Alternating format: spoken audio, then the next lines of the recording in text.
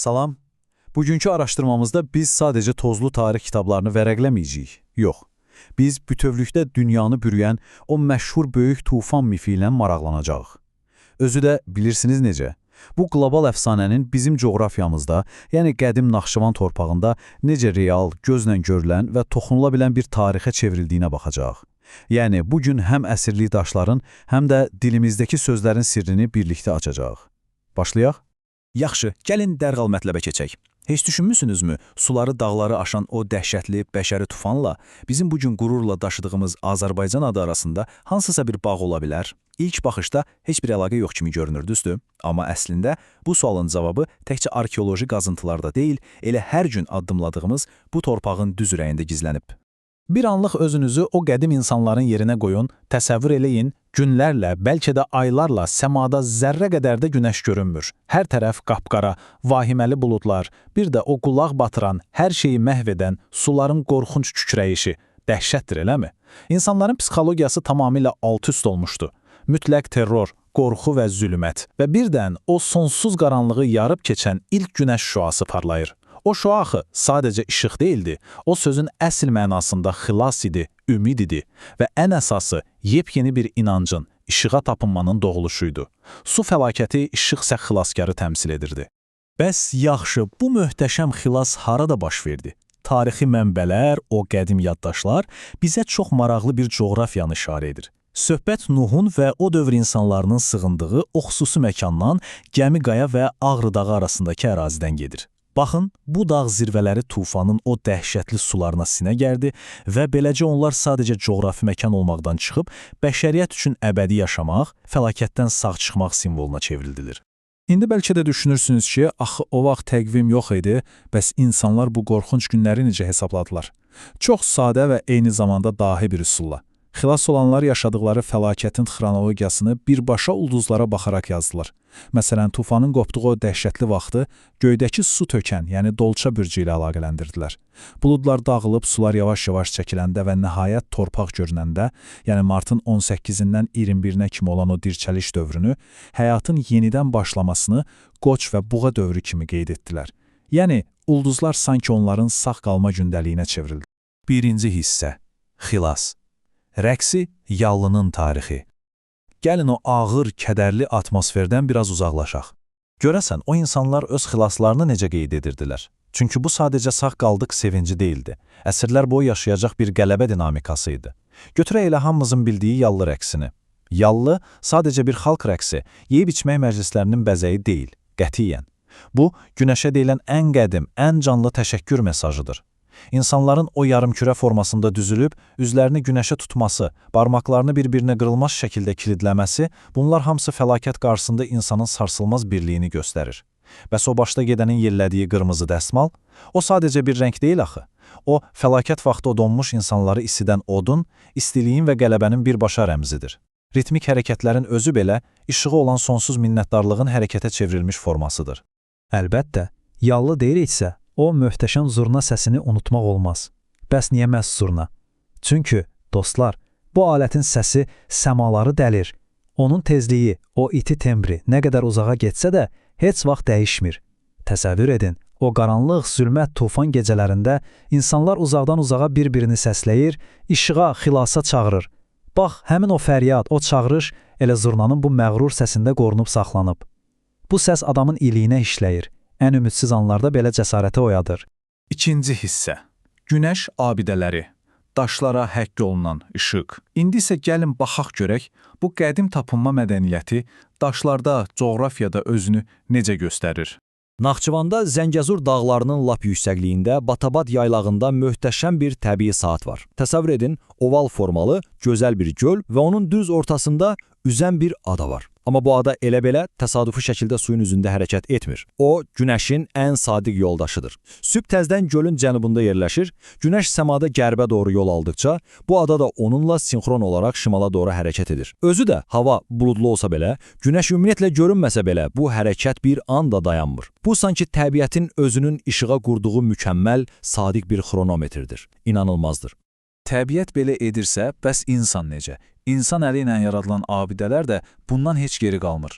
Əcəmin Naxçıvanının o məşhur şah əsərini Möminə Xatun türbəsini xatırlayın. Bu abidə heç də sıradan bir memarlıq işi deyil. O, şəhərdəki müqəddəs və xüsusilə altındakı çeşmələr sayəsində nəmişlikdən qorunan bir qaya silsiləsi üzərində inşa edilib. Özü də çox dəqiq bir riyazi hesablamayla.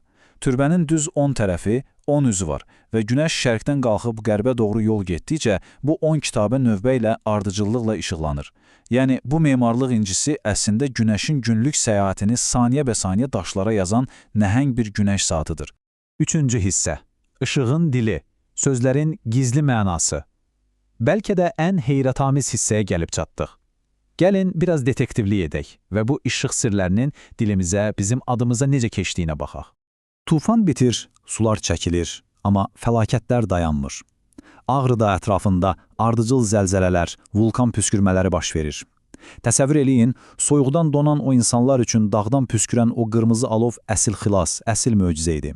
Onlar sağ qalmaq üçün Ağrı dağın ətəyindən tapdıqları o odu götürdülər və bir-birindən aralı ardıcıl tonqallar qalayaraq düz gəmi qayaya qədər bunu daşıdılar.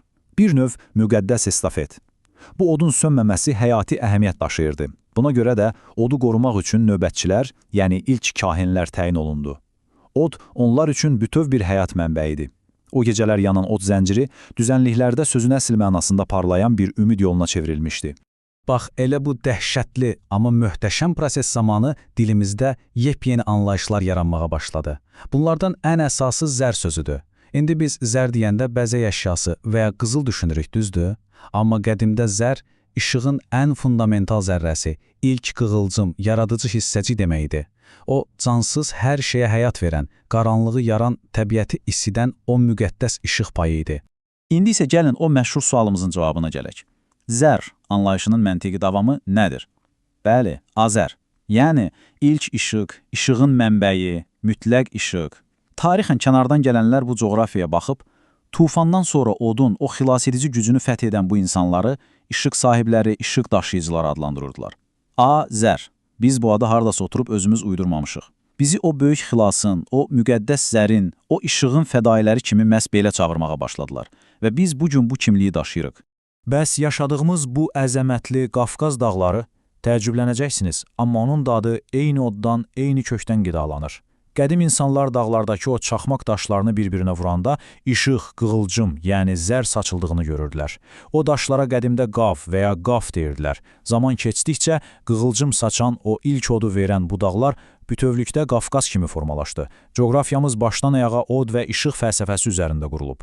Burada çox maraqlı və bəlkə də gözlənilməz bir lingvistik detal var. Biz tez-tez tuf daşı ifadəsini eşidirik. Bəs bunun kökü hardan gəlir? Əsrlər boyu Ağrı dağdan qaynayan o alov daşları yandırıb içini boşaldıb. Nəticədə elə bir daş yaranıb ki, həcmi böyükdür, amma lələk kimi yüngül və kövrəkdir. Ona görə də tikintiyə yaramır, puçdur. Qədim insanlar da buna məcazi mənada paf, tuf daşı deyə bilər. Dağın düz altından, dabanından yığıldığı üçünsə həm də daban daşı adlanıb. Hətta bilirsiniz necədir? Dilimizdəki o tifağı dağılmaq ifadəsi var, biz onu bəddua kimi bilirik.